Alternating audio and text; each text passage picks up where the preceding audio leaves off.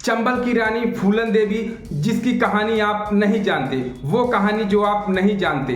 गरज उठी थी बीहड़ में, वो बंदूक पुरानी थी, नाम था उसका फूलन देवी, वो चंबल की रानी थी। फूलन देवी के साथ कब दुष्कर्म हुआ, कब बलात्कार हुआ और 22 ठाकुरों को कब गोलियों से छलनी कर दिया और कहाँ पे आत्मसमर्पण किया और फिर कितनी सजा हुई और सजा होके वापस आई तो लोकसभा कैसे पहुंची और कैसे मृत्यु हुई, आपको पूरी कहानी बताएंगे। मेरा नाम सत्यनारायण गुप्ता, आप खबर देखिए विस्तार से।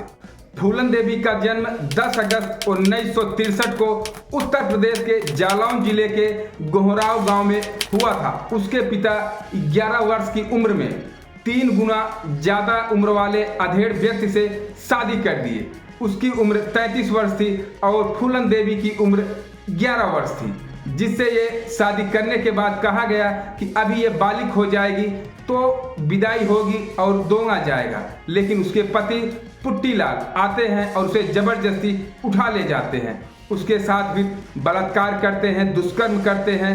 फिर उसका शरीर जो है दर्द से कांप उठता है और वो बीमार हो जाती है, मायके वापस आती है, बताती है सब, लेकिन उसके पिता फिर ले जाके पहुंचा देते हैं। फिर पुट्टीलाल उसके साथ दुष्कर्म करता है और फिर वापस वो भाग आती है तो उसके पिता पुलिस के हवाले कर देते हैं। झूठे अंगूठी चोरी के मामले में उसे पुलिस के हवाले करते हैं और पुलिस 1 सप्ताह तक बारी बारी से थाने के सभी पुलिस दुष्कर्म करते हैं। कोई पुलिस वाला नहीं था जो उसके साथ दुष्कर्म नहीं किया था। उसकी पीड़ा, उसकी कराह भगवान तक पहुंची और उसकी शरीर जो है ऐंठने लगी और फिर उसकी शरीर की स्थिति मजबूत भी होने लगी। आत्मविश्वास टूटता था फिर मजबूत होता था। बहुत ही दुख दर्द की कहानी है। आप ये पूरी वीडियो देखिएगा तभी समझ में आएगा आगे की कहानी क्या है। थाने से जब फूलन देवी छूटती हैं तो उसके घर वाले फिर मायके ले जाके पहुंचा देते हैं। तो वहाँ पे गांव के जो राजपूत हैं, ठाकुर हैं, उसके साथ शारीरिक मानसिक रूप से उसे परेशान करते हैं, शोषण करते हैं और दुष्कर्म करते हैं। काफ़ी ठाकुर रहते हैं, उसमें कितने का नाम लिया जाए। फिर वह मायके भाग आती है। पड़ोसी मैय्यद्दीन ने फिर फूलन देवी को पकड़कर जबरदस्ती बाबू गुर्जर जो डाकू है, बाबू गुर्जर को पकड़ा देती है और बाबू गुर्जर उठा ले जाता है जबरदस्ती बीहड़ों में, चंबल के बीहड़ों में ले जाता है अपने आवास पर और उसके साथ लगातार कई दिनों तक कई लोग मिल करके दुष्कर्म करते हैं और उसकी स्थिति खराब कर देते हैं। चीखती है, चिल्लाती है, लेकिन सुनने वाला कोई नहीं रहता। उस डाकुओं के भीड़ में कोई नहीं सुनता, लेकिन डाकुओं के गिरोह में एक विक्रम नाम का डाकू रहता है जो फूलन देवी के गांव से था और वह पूरी बात जानता था कि कितनी प्रताड़ना ये सही थी। वो उनके खिलाफ आके खड़ा हो जाता है, बाबू गुर्जर के खिलाफ खड़ा हो जाता है, जबकि वो सरदार रहते हैं, वहाँ के गिरोह के सरदार रहते हैं, उनसे लड़ाई कर लेता है और बाबू गुर्जर को गोली मार देता है, वो मर जाते हैं। उसके बाद वह वहाँ का सरदार बन जाता है। तभी पता लगता है कि गिरोह डाकू के 2 सदस्य जो जेल में गए थे आज वापस आ रहे थे, जिनका नाम लाला राम सिंह था और श्री राम सिंह था। ये आते हैं और देखते हैं कि इनके सरदार की मृत्यु हो गई होती है, बाबू गुर्जर की मृत्यु हो गई रहती है। तब ये लोग गुस्सा जाते हैं और उसमें गिरोह में सबसे ज़्यादा राजपूत रहते हैं तो विखंडन कर देते हैं और सभी राजपूतों को एक तरफ कर लेते हैं और निषाद एक तरफ हो जाते हैं। दोनों में फिर महायुद्ध चालू हो जाता है। विक्रम मारा जाता है। विक्रम को मारकर लाला राम सिंह फूलन देवी को उठा ले जाता है, अपने साथ उठा के ले जाता है चंबल की उन घाटियों में जहाँ किसी को कुछ नहीं पता होता। फिर वहाँ पे ले जाके आप जान लीजिए कि लगभग 3 से 4 सप्ताह तक लगातार दुष्कर्म करते हैं लाला राम सिंह और श्री राम सिंह। उनके जितने राजपूत सदस्य रहते हैं, डाकू रहते हैं और काफ़ी लोग मिलकर के लगभग 30 से 35 लोग उसका लगातार डेली बारी बारी से दुष्कर्म करते रहते हैं। वो चिल्लाती रहती है लेकिन सुनने वाला कोई नहीं रहता। उसकी स्थिति बद से बदतर हो गई थी, मृत्यु से भी बेकार हो गई थी, मृत्यु आती वो भी कांप जाती। फिर वहाँ पर एक डाकू था, उसका नाम मान सिंह था। उससे देखा नहीं गया, वह पूरी कहानी जानता था। फिर धीरे से उसको उठाकर, फूलन देवी को उठाकर पीछे वाले रास्ते से निकल जाता है, बीहड़ों से होते हुए दूर निकल जाता है। फिर वहाँ पर निषादों को इकट्ठा करके एक नया गैंग बनाता है।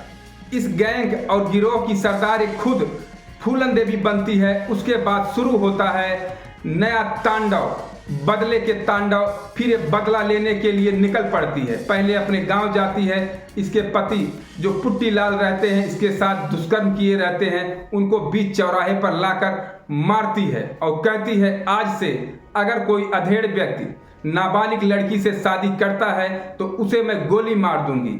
उस जीवन भर वो तड़पता रहेगा, मरेगा भी नहीं, जिएगा भी नहीं, ऐसी स्थिति में उसको कर दूंगी। फिर वहां से वापस आती है। फिर दूसरा नंबर होता है उन राजपूतों का, उन ठाकुरों का जो उसके साथ दुष्कर्म किए रहते हैं और शारीरिक मानसिक रूप से उसका शोषण किए रहते हैं, उसका जीवन बर्बाद कर दिए रहते हैं। फिर आता है महातांडव का समय। अपने सभी डाकू साथियों के साथ निकलती है बेहमई गांव में। बेहमई गांव में 14 फरवरी 1981 को वहां जब पहुंचती है 14 फरवरी को, तो सभी को बुलाती है, लाला राम सिंह को, श्री राम सिंह को और जितने लोग थे सभी ठाकुरों को बुला करके एक चौराहे पर खड़ा कर देती है। एक चौराहे पर खड़ा करती है 22 ठाकुरों को लाइन से खड़ा करके गोलियों की बौछार कर देती है। सभी को गोलियों से भून देती है, सभी को मौत के घाट उतार देती है। पूरे गांव में मौत का सन्नाटा फैल जाता है। पूरे उत्तर प्रदेश से लेकर दिल्ली तक हाहाकार मच जाता है। इंदिरा गांधी उस समय प्रधानमंत्री थी और उत्तर प्रदेश के मुख्यमंत्री बीपी सिंह थे, उन्हें इस्तीफा भी देना पड़ा। इससे इस्तीफा देना पड़ा और सेंट्रल गवर्नमेंट से फोर्स आई, उत्तर प्रदेश से फोर्स आई, सीबीआई जांच लगी पकड़ने के लिए, लेकिन कोई भी इनको नहीं पकड़ पाया। उत्तर प्रदेश सरकार पकड़ने के लिए फूलन देवी को पूरा नाक रगड़ देती है, पूरा जाल बिछा देती है, लेकिन अपनी नाक कटवा देती है। उत्तर प्रदेश पुलिस नाकाम हो जाती है, नहीं पकड़ पाती, हर जगह छान मारती है, लेकिन फूलन देवी इनके हाथों से निकल जाती थी, इनके आंख में धूल झोंक देती थी। उत्तर प्रदेश सरकार बेबस हो गई। फिर मध्य प्रदेश सरकार कहती है हम प्रयास कर रहे हैं। उनके एक अधिकारी थे राजेंद्र चतुर्वेदी, वहां से भेजा जाता है कि जाइए और उनसे बात करिए सरेंडर के बारे में। तो वो डर के नाते आते हैं, निकलते हैं, बीहड़ों में पहुंचते हैं। वहां पे एक डाकू मिलता है और उनको रास्ता दिखाता है। कहते हैं कहाँ जा रहे हो? कह रहे हैं हमें फूलन देवी से मिलना है। कहते हैं ठीक है, क्या बात है? कहे सरकार ने हमें भेजा है, मुख्यमंत्री ने हमें भेजा है, अर्जुन सिंह ने। कहें ठीक है चलिए। इनको रात भर ले जाते हैं तो दूसरी जगह पहुंचते हैं तो सोचते हैं कि हम पहुंच गए हैं, लेकिन वहां से भी राजेंद्र चतुर्वेदी इन अधिकारी का नाम रहता है। राजेंद्र चतुर्वेदी को फिर तीसरा व्यक्ति ले जाता है चौथी जगह से 5वीं जगह। रात भर ये चलते हैं राजेंद्र चतुर्वेदी जो सरकार द्वारा भेजे गए थे। सुबह होते होते फूलन देवी के पास पहुंचते हैं तो ये देखते हैं कि घर से एक झोपड़ी से एक औरत निकलती है, नीला लिबास पहने हुई है और हाथ में एक बंदूक ली हुई है। वो और कोई नहीं, फूलन देवी थी। तो बैठते हैं तो फूलन देवी पूछती है कौन हो? कहते हैं हमें मध्य प्रदेश सरकार के मुख्यमंत्री अर्जुन सिंह भेजे हैं। तो कहती हैं हम कैसे विश्वास करें? कहते हैं मैं बताता हूँ, मैं आपके एक बार घर गया था गांव पे और एक गए थे, वहाँ पे इनकी माँ के ऑडियो रिकॉर्ड किए थे और फोटो खींचे थे, उसको दिखाया, कहा कि हम वहाँ गए थे, ये देखिए। तो वो देखते ही पिघल जाती है, इमोशनल हो जाती है।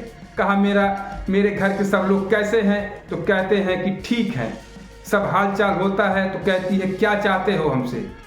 ये कहते हैं कि अर्जुन सिंह ने भेजा है आत्मसमर्पण के लिए। कहती है मैं कैसे मान लूँ कि अर्जुन सिंह मुख्यमंत्री आपको भेजे हैं? फिर फूलन देवी इनको खाना बना के अपने हाथों से रोटी बना के खिलाती हैं। कहता है कि मेरे साथ एक सदस्य को भेज दीजिए और वो देख ले कि मैं अर्जुन सिंह के पास जाता हूँ, उनसे बात करता हूँ, वो भेजे थे कि नहीं। कहती है ठीक है। फिर भेजती हैं, वो जाता है और देखता है, मुख्यमंत्री से मिलवाता है। फिर वह सदस्य वापस आता है, कहता है हाँ सरदार ये सही है कि मुख्यमंत्री ने ही भेजा था। फिर फूलन देवी कहती हैं ये ठीक है, लेकिन हम लोगों का इनकाउंटर नहीं होना चाहिए। मेरी कई शर्तें हैं, अगर सरकार मानेगी तो हम लोग मध्य प्रदेश में आत्मसमर्पण करेंगे।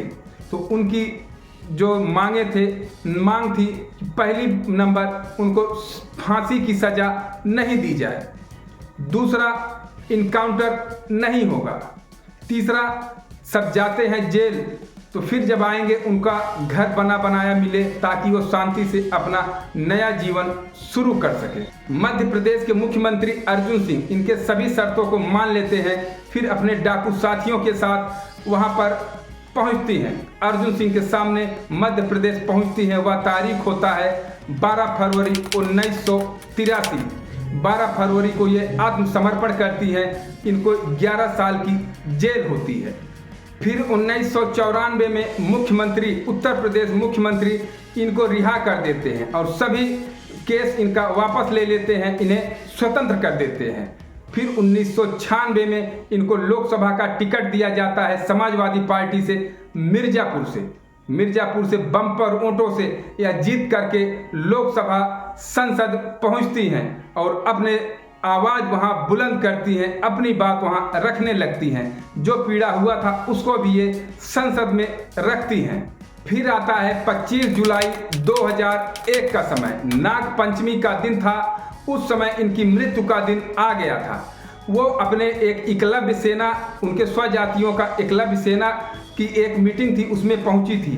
तो उसमें एक आदमी शेर सिंह राणा पहुंचा था और वो खिचड़ी भी बनाई थी और खीर भी बनाई थी। खीर उसको खिलाई, वह खाया, फिर निकल गई अपने आवास पर, कहीं से वापस आ रही थी, फिर बैठी। इसके बाद शेर सिंह राणा अपने 3 साथियों के साथ मोटरसाइकिल से आ रहा था और देखा कि फूलन देवी अपने आवास के सामने खड़ी हुई हैं। फिर बंदूक निकालता है और उनके ऊपर वार कर देता है, गोलियों से छलनी कर देता है और तुरंत फूलन देवी की वहीं मृत्यु हो जाती है। शेर सिंह राणा को तुरंत पुलिस आती है और पकड़ लेती है। शेर सिंह राणा से पूछा जाता है कि तुमने फूलन देवी को क्यों मारा? तो उसने बताया कि बेहमई कांड जो हुआ था उसमें जितने लोग मारे गए थे, 22 लोगों की मृत्यु हुई थी, उसमें हमारे रिश्तेदार भी शामिल थे। उसी का बदला लेने के लिए हमने फूलन देवी को मारा है और पुलिस पकड़ के तुरंत उसको तिहाड़ जेल भेज देती है। फूलन देवी ने सही किया था या गलत किया था, आप अपनी राय कमेंट बॉक्स में जरूर लिखिएगा और चैनल को लाइक सब्सक्राइब जरूर कीजिएगा।